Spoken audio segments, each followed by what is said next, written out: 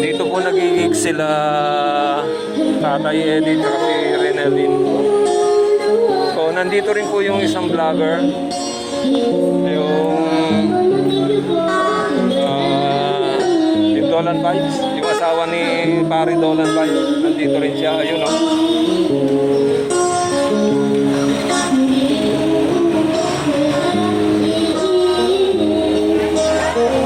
Mahirap yung mag-cover ng moving subject, mga manoy, mga manay. O nga pala, kaya pala ako nandito dahil hinatid ko po yung pinadalang pera ni Ma'am Julie Martinez ng Kuwait. Nagpadala po siya ng 3,000 pesos para sa pampayos nitong speaker. Napayos na po yan, kaya lang nanghiram daw muna ng pera si Sir Eddie para sa magpaayos ng ng speaker. So nagpadala po ng pera kanina, kagabi pala si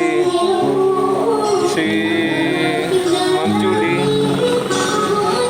Nagpadala ng pera si Ma'am Julie para nga doon sa pambayad. So naibigay ko na kanina. Actually, tagalan akong bago ko makuha yun dahil naikot ko halos yung buong Baklaran bago ko na palitan yung yung na-ingkas pala, bago ko na-ingkas yung pera. So dito pa rin po tayo ngayon mga manay sa Zamora Street, Barangay 107, Pasay City. Kahapon po ang gigs nila doon po sa lugar namin, doon sa Munwok.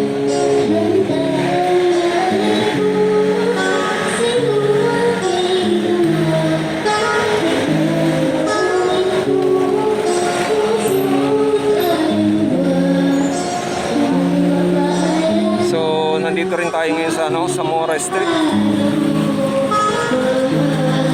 Yan. Sa Mora Street, corner AR Nice Avenue. Yan. Sa Mora Street, corner AR Nice Avenue.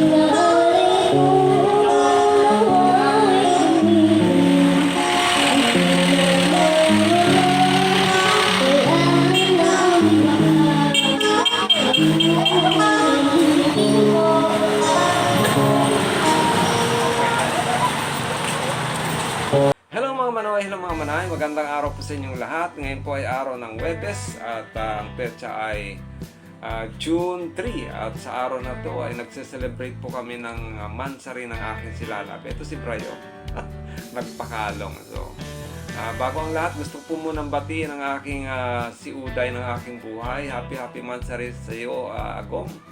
At ingat-ingat ka lagi dyan, lalo na sa iyong kalusugan. Kahit magkalayo tayo, lagi naman magkalapit ang ating mga puso. Yun Pati si Prayo, magkalapit ang puso namin ni Prayo. O yan. Kakagigil talaga itong aso namin na to. Ang lambing kasi. Isa na natin pa-shoutout mga Manoy mga Manay. Sabi ni Rose Jane Dimitilio, maganda po.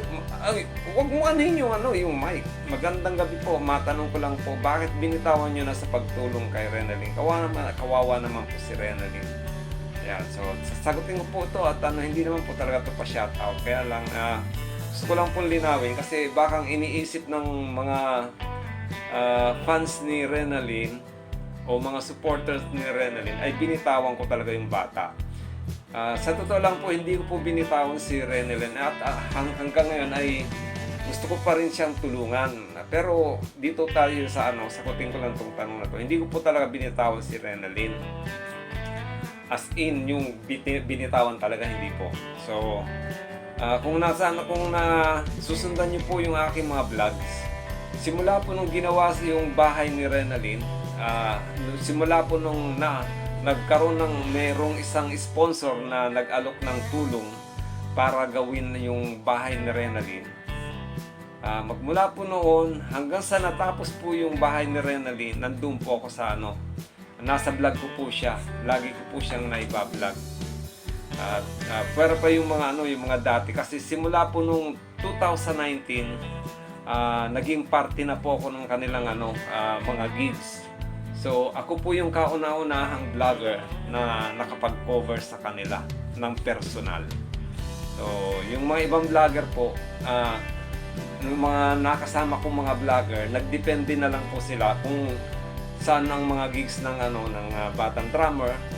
So sa akin sila humingi ng impormasyon. Ako rin ang nagbibigay sa kanila kung halimbawa nasaan na, kasi ako ang kinokontak ni Ma'am Emma kung nasaan yung kanilang tsaka ni Sir Eddie kung nasaan na sila magtutugtog. So balik tayo dito sa nung natapos po yung bahay na pinagawa ng bahay ni Renalyn ng sponsor, doon po ako nawala. Doon po ako na itsapuera. Ibig sabihin, ako po yung hindi na po ako nila pinako-cover. Hindi na po ako nakaka-cover ng mga gigs ng mga happenings ni Renalyn. gawa ng meron na pong ibang vlogger ang humawak sa kanya. Hinawakan na po siya ng isang vlogger, yung viral mix. Siya na po ang humawak nung kay Renalyn. So, hindi ko na po siya hindi na po ako nang himasok para i-vlog pa rin si Renalyn. Although gusto ko pa rin sana siyang i-cover sa mga vlog ko, pero gawa rin po na siyempre nire-respeto ko po yung vlogger na humawak sa kanya. Tsaka yun din po yung kagustuhan ng sponsor na may hawak sa kanya noon. Kaya hindi ko na po siya hindi na po ako nakakapag-update tungkol kay Renalyn nung mga time na yon, no? So, sa madalit sabi po, hindi po ako ang nang iwan. Ako po yung naitsapwera.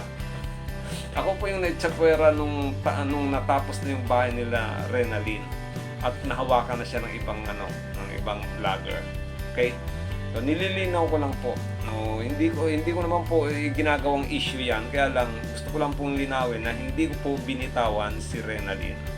Actually nga po, ituloy ko na rin. Actually nga po, nung wala na rin siya, nawala na rin siya doon sa vlogger na humahawak sa kanya, kinontak ko noon si Renalyn para nga tulungan. Kaya lang, maraming beses ko siyang kinokontak, dinededma lang yung mga messages ko.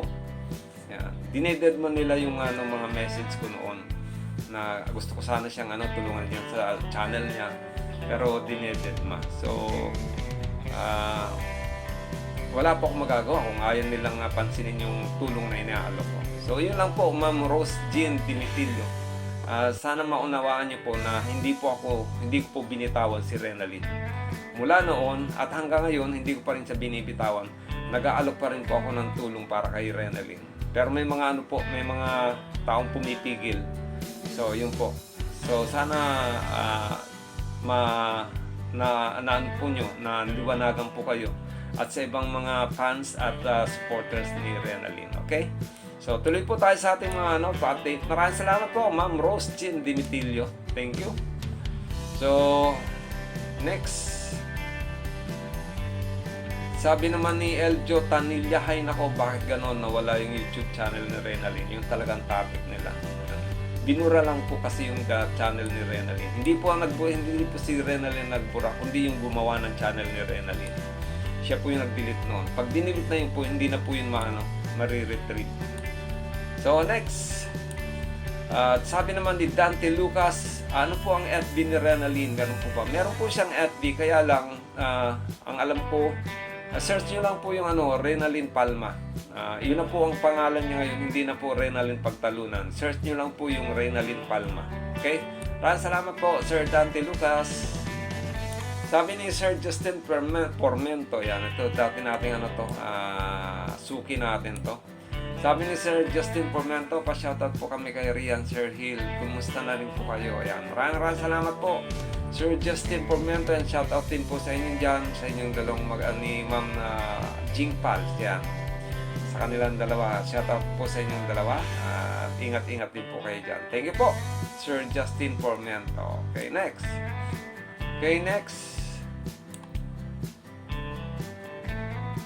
Sabi naman ni Ma'am Jennifer versus Sir Hilbal, kung ayaw nilang gawan yung YouTube channel si Renalyn, gagawa kaming lahat na i-protesta na hindi makapagtugtog sila Tatay Eddie at Rian kahit saan, kasi sila ang pumigil para hindi umasenso si Renalyn. Masyadong swapang yan ang problema sa kanila.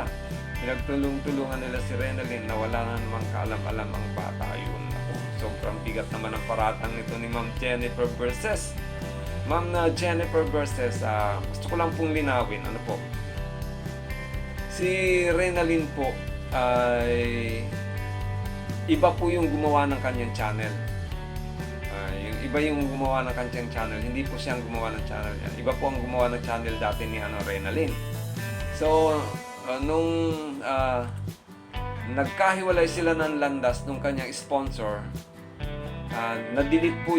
dinilit po nung gumawa ng channel ni Renalyn yung YouTube channel ni Renalyn. So wala tayong nakita. Sayang nga po dahil almost 900 na yung subscriber niya. So ngayon, ginawan ko po ng channel si Renalyn. So, naisabi ko na po yan sa mga vlog ko noon eh. Ginawan ko po ng channel si Renalyn. At gusto ko po nga kasing matulungan yung bata. So, ang nangyari, nung napanood nung tiyahin yung yung sinabi ko na gagawan ko ng YouTube channel si Renalyn, kinausap ako, minessage po ako sa Messenger. Sabi sa akin nung tiyahin, wag ko na daw po ituloy yung paggawa ng channel ni Renalyn. Pero actually, nagawan ko na po ng YouTube channel si Renalyn. Ang hindi ko na lang po ipinublish. Nasa akin po yung YouTube channel ni Renalyn na ginawa ko. Bilang respeto po dun sa sa tiyahin ni Renalyn, hindi ko na po pinublish yung channel ni Renalyn. Kasi ang sabi nung tiyahin, ay daw muna nilang mag-YouTube si Renalyn. Gusto daw po muna nilang maging tahimik yung buhay ng bata.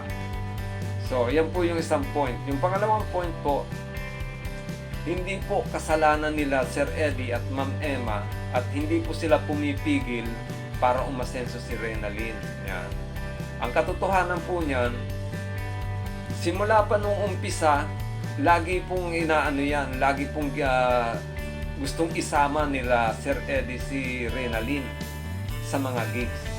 Ayaw lang kasi noong payagan nung kanyang sponsor na sumama si Renalyn dahil nga pinagpo-focus nun si Renalyn sa pag-aaral. So, mali po yung sabihin nyo na pinipigilan nila Sir Eddie na mapasama si Renalyn sa mga gigs. Hindi po yan totoo. Kasi ako po yung saksi. Kasi halos ako po lagi ang nagko-cover ng mga gigs nila noon.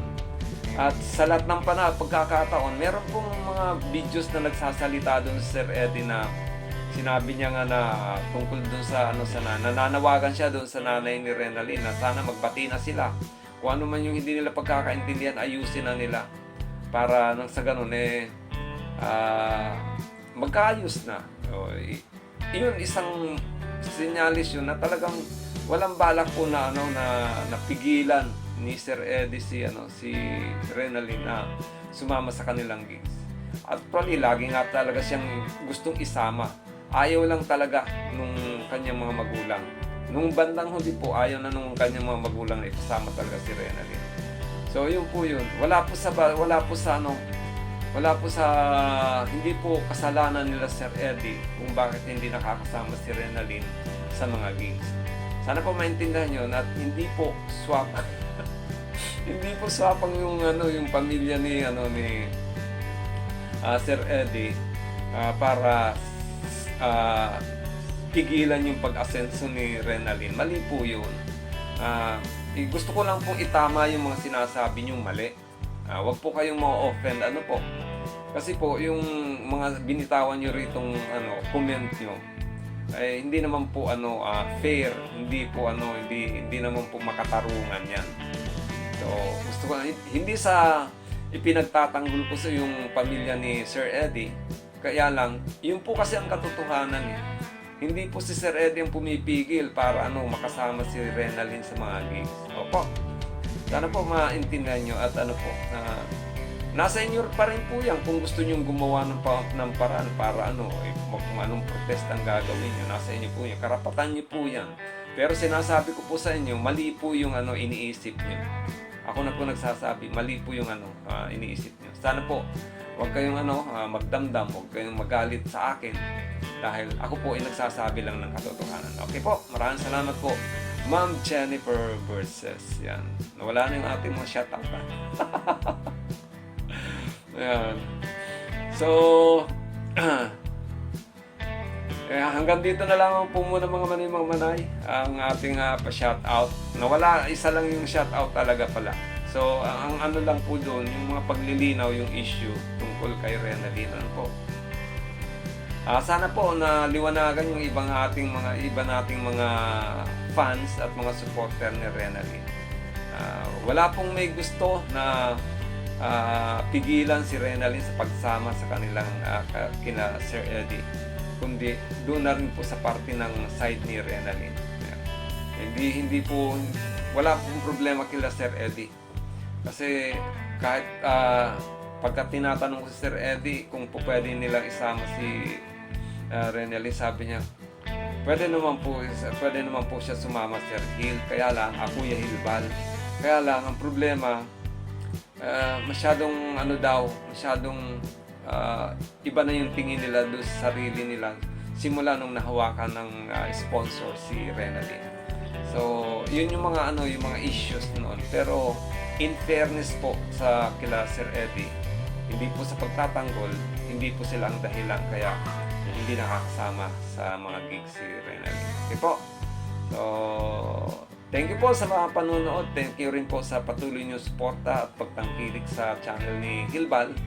At kung hindi ka pa po nakakapag-subscribe ka na po. Maraming salamat po sa inyong lahat at naway naliwanagin yung ating ibang mga fans at mga supporters ni Renelyn. Thank you po. Muli ito po si Hil at ng Hilbal Channel ang nagsasabi na may pagpalain ng bawat isa sa atin at bigyan ng kalakasan ng ating mga katawan at kaisipan. Ay layo ang ating mga katawan sa anumang kapahamakan at bigyan tayo ng mga pagpapala sa araw-araw. Maraming salamat po. God bless you and Diyos mabalos. Thank you. Happy Mansari ulit sa'yo, Lala. Thank you. Love you. Just